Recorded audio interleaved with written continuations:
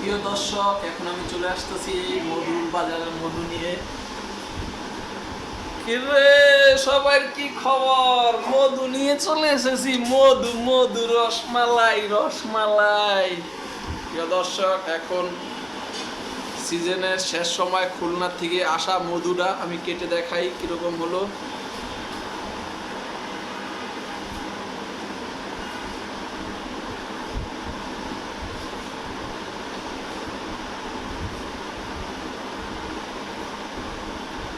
ওই কিরে, মধু মধু রসমালাই, বেরো বেরো।